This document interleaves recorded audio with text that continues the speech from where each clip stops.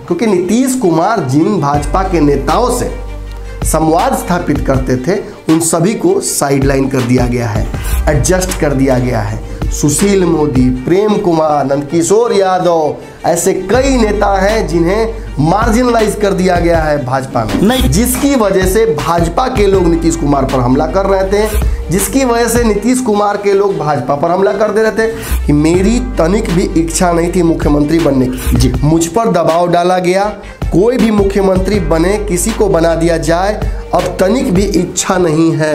आप जिस मूड में कह रहे हैं उस मूड में नीतीश कुमार जी बड़ा गुस्सा में हो जाएंगे। नीतीश जी अब बाबा गुस्सा नहीं होते हैं।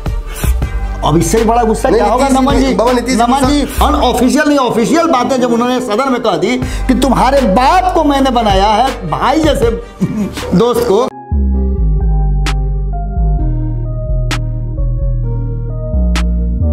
भारतीय सिनेमा को अगर आप देखते हैं, आपकी रुचि है, तो आपको ये समझ में आता होगा कि बाप का बदला उसका बेटा लेता है, उसका बदला उसका बेटा लेता है और सिलसिला चलता जाता है। First part, second part, third part to be continued. लेकिन एक बात आप समझ लीजिए, राजनीति फिल्मों की तरह ही होती है।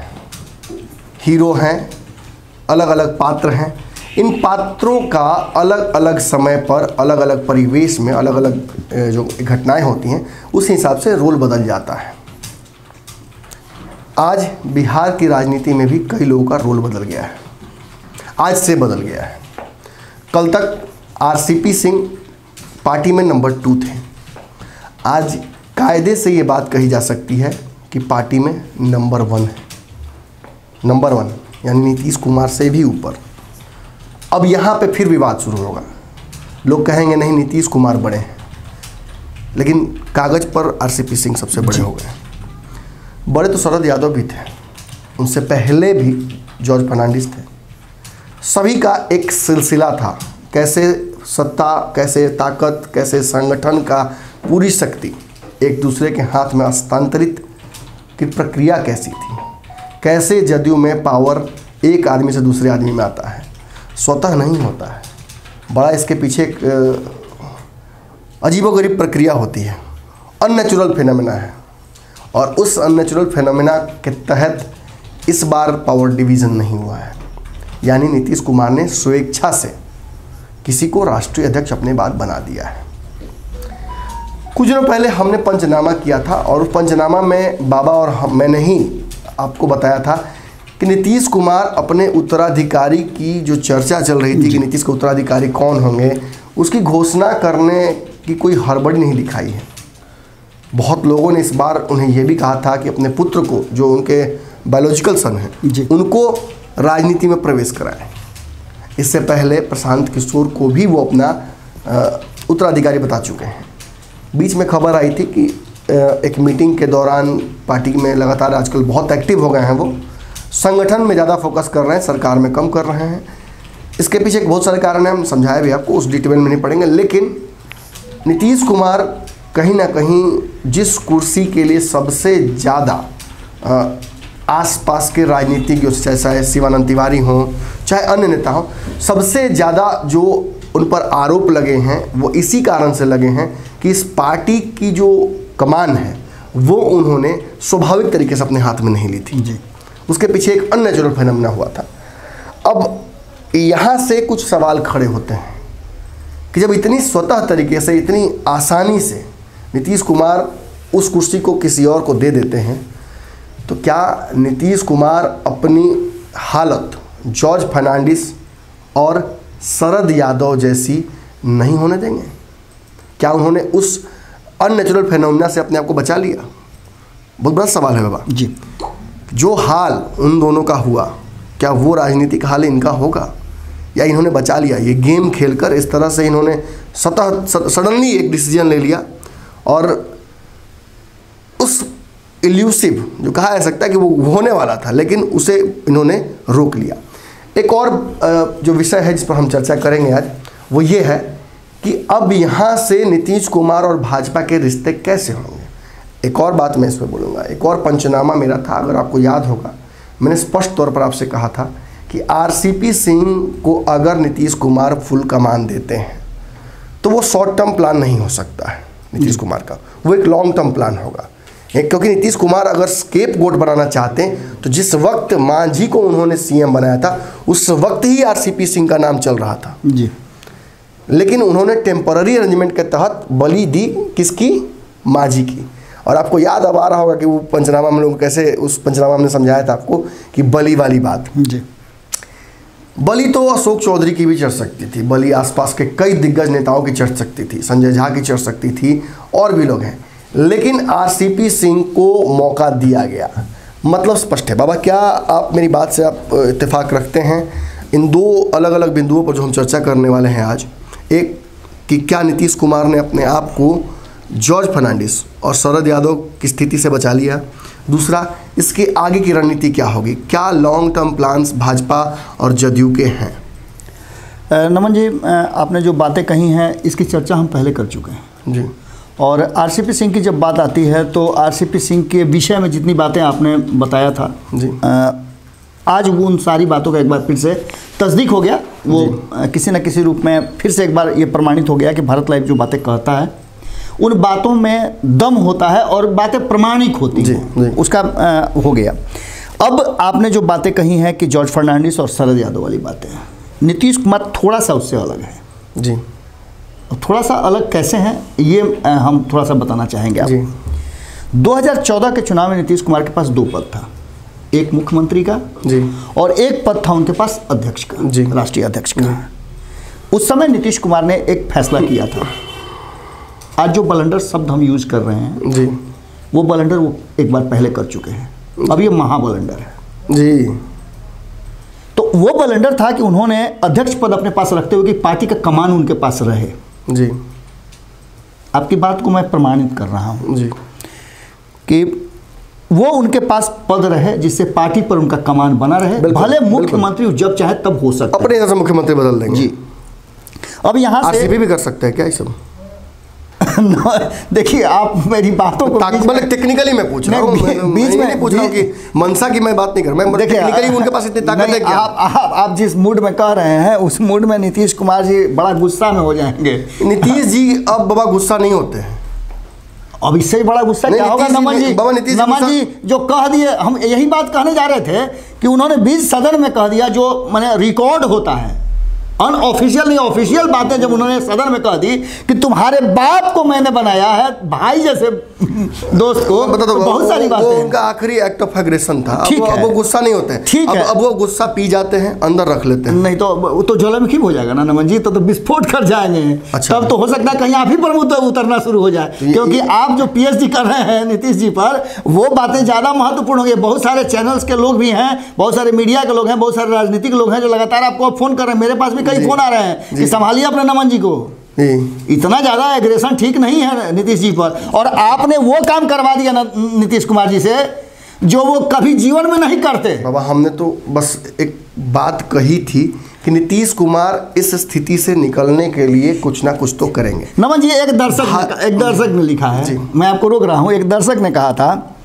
कि क्या चाहते हैं कि नीतीश जी इस्तीफा दे दें जी। अब इससे बड़ा बात क्या हो सकता है कि नीतीश जी ने इस्तीफा दे दिया। मैं 2014 की बातें कर रहा था। जी। 2014 में जब नीतीश कुमार जी ने फैसला उनके पास था, वो स्वतः फैसला लेने के लिए ऑथराइज थे, उन्होंने फैसला लिया कि वो मुख्यमंत्री नहीं रहेंगे, अध्यक्ष रहेंगे जी।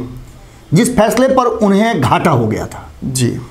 उन्होंने जीतन राम मांझी को इसलिए बनाया था, मैं चर्चा पहले भी कर चुका हूँ, इसलिए बनाया था कि जीतन राम मांझी उनके लिए एक पुतला की तरह, एक पपेट की तरह, एक छोटी लकीर को बड़ा करने के लिए एक बिंदु लगा दिया जी। लेकिन जीतन राम मांझी क्या जो अपनी बातों पे, अपनी शर्तों पे काम नहीं करें, और उनको उनके बगल में इर्द गिर्द में लोग होते हैं जो उनको समझाते भी हैं। लोगों ने उन्हें कह दिया कि अब तो आपके हाथ में पावर है, कुछ भी कर लीजिएगा। नीतीश कौन होते हैं? बिल्कुल। लेकिन ये वो भूल गए थे कि अध्यक्ष नीतीश कुमार थे, वो पार्टी पर उनका पूरा कमान था, और यही कारण था कि ये बात नीतीश जी नहीं भूलेंगे इस बार। बिल्कुल। अब इस बार जो बलंडर की बात आप कर रहे हैं वो नीतीश जी से निश्चित रूप से हो गया है जी। जो आपने शुरुआत में कही जॉर्ज फर्नांडिस और शरद यादव वाली बात, उस समय तो नीतीश कुमार जी के हाथ में पार्टी भी रह गई और वो मुख्यमंत्री का पद भी हो गया, और लालू प्रसाद जैसे भाई भी मिल गए थे जिन्होंने ये कहा कि मैं तुम्हारी आंखों का आंसू पोंछने के लिए तैयार हूं। भारतीय जनता पार्टी तभी पटकना चाहती थी इनको, आपको याद होगा पूरा एपिसोड कि भारतीय जनता पार्टी ने जीतन राम मांझी के पक्ष में फैसला लेने का मूड बना लिया था। जी जी। ये 2019 भी नहीं होता, 2017 भी नहीं होता, 2015 भी नहीं होता, नीतीश जी वहीं समाप्त हो गए होते। लेकिन कहीं ना कहीं लालू प्रसाद ने आगे हाथ बढ़ा करके और नीतीश को संभाल लिया था जी। एक बार फिर से वो मौका आ गया है।